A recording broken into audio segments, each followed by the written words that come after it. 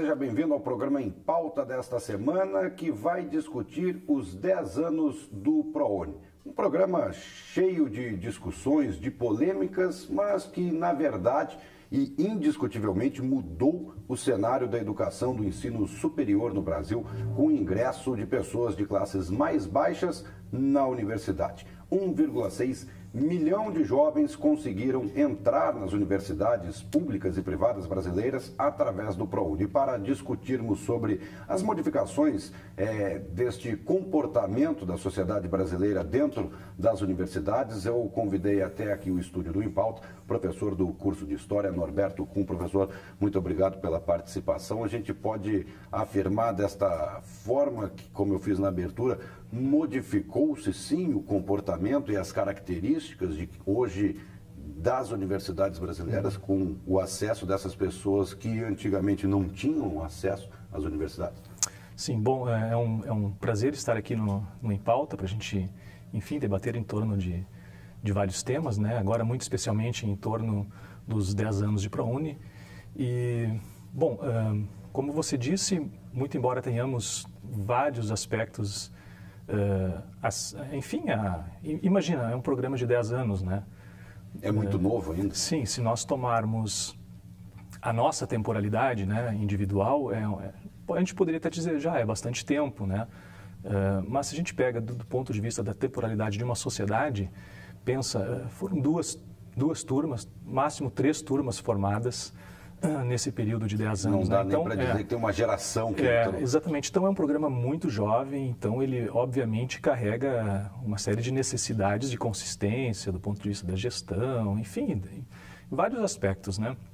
Mas considerando, se a gente considerar o impacto social desse programa público, né, de bolsas de ensino, de bolsas de estudo, penso que é significativo, né? Assim, acho que 2 grandes motivos nos permitem falar dos aspectos positivos de um programa dessa natureza. Primeiro deles, assim, do ponto de vista da sociedade, do ponto de vista geral, né? Veja bem, a gente passa a ter milhares de jovens qualificados em diferentes áreas de formação que passam a ingressar, né, em vários campos de atuação profissional, e isso com certeza amplia o que em sociologia a gente chama de reflexividade social, né? A capacidade que uma sociedade passa a ter de se pensar, de se organizar, de definir projetos, de se planejar, né? Então, sem sombra de dúvida, é um impacto significativo, né? Esse contingente de jovens que passa a atuar na sociedade, né? Então, isso amplia a reflexividade da sociedade e a sua capacidade de organização. Isso do ponto de vista bem amplo, assim, bem geral. E outro aspecto positivo que eu destacaria, sobre esse programa, é o da ordem individual, que é o que eu presencio muito em sala de aula. Quando estou com os meus alunos, tenho vários alunos que são ProUni, perceber e ver na fala do aluno, ele diz assim, pergunta, tem algum aluno ProUni na turma? Ele levanta, eu estou aqui, professor, e só estou aqui, e só posso estar aqui por causa, enfim, porque eu tenho esta bolsa. Do contrário, não estaria aqui. E, então, do ponto de vista individual, né, o impacto que esse programa produz na vida de milhares de jovens, do ponto de vista da sua identidade, da sua percepção de mundo, da sua formação intelectual, da sua inserção, né, nas relações sociais. Né, até a vontade de crescer, porque muitas vezes a gente acaba percebendo, né, que quando se tem num ambiente de classes mais baixas, a gente percebe às vezes um desestímulo próprio, né? Pessoal da pessoa. Eu não tenho condição de pagar uma universidade, eu não tenho condição de querer brigar com quem vem de uma educação com muito mais qualidade do caminho. Então a pessoa às vezes se acomoda. Isso aí, de repente, eu acho que dá um estímulo a mais para a pessoa. Não, eu posso, eu vou para frente. Com certeza. A motivação, ela depende, eu gosto de dizer assim, ela depende de um território fértil, né? A motivação, ela não nasce do nada. Então, em alguns contextos, esperar que a pessoa esteja motivada é quase uma injustiça, né? porque a motivação ela demanda um território fértil, assim, ela depende de condições e de disposições sociais para que esta motivação seja alimentada. Então, em muitos contextos, essa condição sequer se coloca, essa condição de seguir, né, de progredir, de ir para uma universidade, isso sequer se coloca porque o cotidiano, as condições cotidianas não colocam esta pauta, colocam outras, como sobreviver até amanhã. Sim, a realidade ela é bem sim, diferente. Né? É uma outra temporalidade, ela é imediata, as pessoas têm que construir segurança de vida no agora. Então, essa coisa de projetar, porque entrar numa universidade é uma projeção de médio e longo prazo, é 4 anos, 5 anos, 6 anos, é pensar o que eu vou ser. Né? Então, essa condição, dadas as disposições sociais, elas acabam muitas vezes não alimentando essa motivação.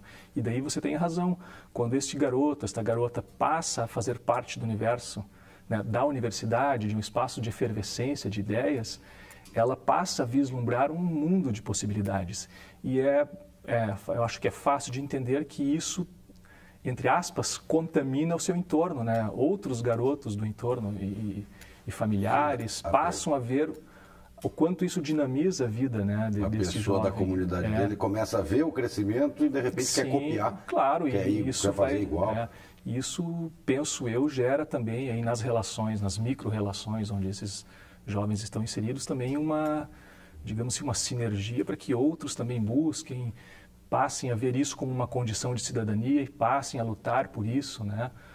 Nos diferentes espaços que existem de expressão política, enfim, né, começam a demandar da sociedade e do Estado a ampliação desses programas, enfim.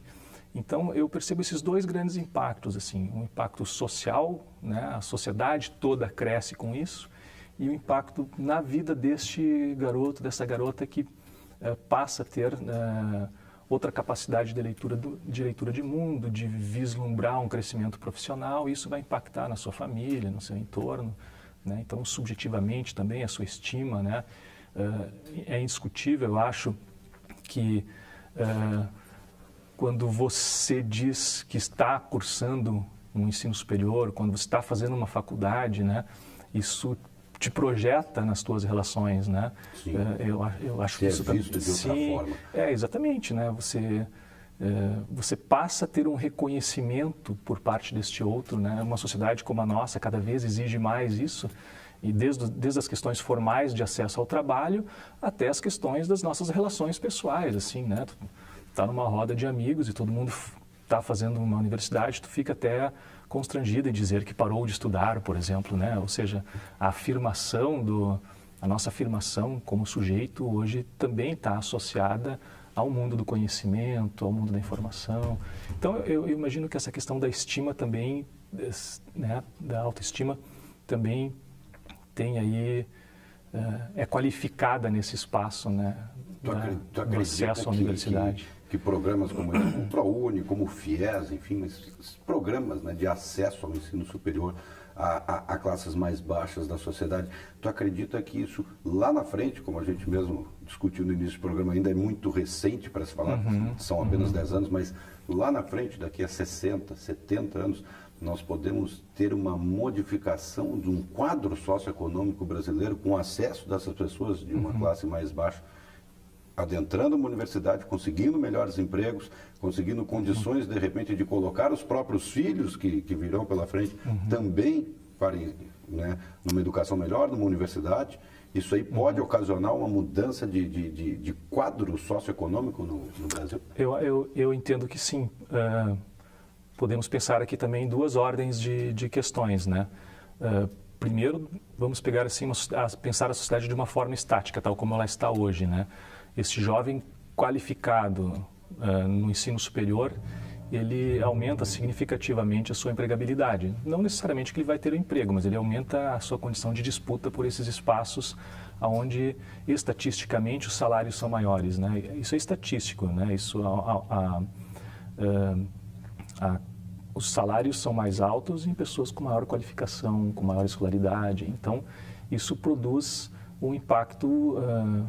Você tem razão, né? Isso permite com que essas pessoas tenham mobilidade social, porque elas passam a ter acesso a melhores posições no mercado de trabalho, passam com isso a ter melhores salários, e talvez os seus filhos já não vão, talvez nem, não vão nem se enquadrar mais nos parâmetros do ProUni, porque já vão ter uma renda maior e vão ter como acessar o ensino superior através de outras estratégias mais familiares. Então, isso em primeiro lugar, ou seja, mesmo que a sociedade fosse estática, esses jovens já teriam mobilidade social por ter melhor qualificação para disputar um lugar no mercado de trabalho.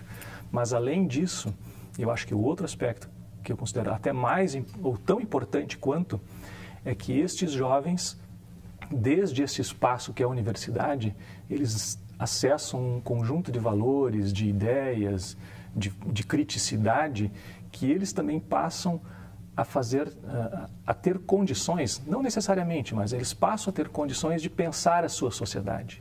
Então, a sua cidadania também se qualifica, né? Então, ele não só se qualifica profissionalmente para acessar um melhor lugar no mercado de trabalho e aumentar a sua renda, mas ele também qualifica o seu olhar, a sua visão de mundo, ele qualifica a sua cidadania, o que vai fazer com que a sociedade também passe a ter um maior número de pessoas participando dela, né? Ou seja, e essa participação vai aprimorar estas estratégias sociais em direção à melhor qualidade de vida, né? Então, você passa a ter sujeitos que pensam mais a sociedade, que atuam mais na sociedade, ou que estão mais qualificados para atuar na sociedade, né? Digamos assim, ampliando esta relação da sociedade com o Estado, né? Que, em função da nossa história social, Estado e sociedade estão muito separados, né? Então, eu diria assim, em poucas palavras, você amplia a cidadania e desde essa ampliação da cidadania você tem uma qualificação da vida social, né? Não só porque ele melhorou sua condição econômica individualmente, mas porque ele amplia a reflexividade dessa sociedade, torna essa sociedade mais dinâmica. Então, esse é um grande ganho também que a gente passa a ter com esses milhares de jovens, né, que vão ingressando nesta condição ao longo dos próximos anos, né? Então, eu imagino daqui 70 anos a gente vai ter não só melhores profissionais, mas a gente vai ter uma cidadania também mais qualificada. Talvez então, melhores políticos também, sim, melhores políticos, melhores de crítica, de discussão, de questionamento. Melhores políticos, melhores empresários, uma cultura de sociedade que ocupa o Estado. E, né, hoje nós temos uma sociedade que depende do Estado. Exatamente o que os teóricos do campo da ciência política chamam de neopatrimonialismo, né? Ou seja, você tem uma sociedade que o Estado ainda é ocupado por algumas elites, né? E, claro, a gente vem, aos poucos, construindo vários canais de apropriação do Estado, através de uma democracia já em mais camadas, os conselhos, né, municipais, estaduais, enfim. Ou seja, já existem vários canais, desde a nossa Constituição de 88, de ampliação da participação da sociedade no Estado. Mas a cidadania não é a lei que cria do dia para a noite, né? A gente vai compondo esta cultura de participação, uma cultura republicana muito lentamente, né? E a qualificação, a inserção na universidade, como a universidade como um espaço de livre pensar, né? De debate, de discussão, de efervescência de ideias, eu acredito que cumpre um papel importantíssimo nessa qualificação da cidadania.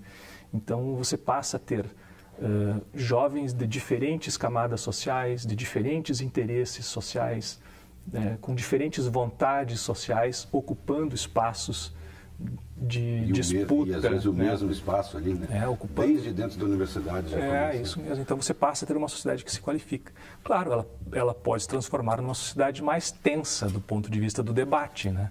Mas justamente a característica de sociedades democráticas é justamente essa, né? Ela coloca à mesa todas as vontades, todos os interesses e ela se torna uma mesa de muito debate, né? Mas desde a minha condição de cidadão, eu prefiro esta mesa tensa do que uma mesa silenciada por uma autoridade máxima, né? Sim. Norberto, vou te pedir um tempinho agora para a gente fazer um pequeno intervalo e daqui a pouco a gente volta com o programa em pauta falando sobre esses 10 anos do ProUni, que já levou 1,6 milhão de jovens às universidades públicas e privadas de todo o país. A gente volta daqui a pouco.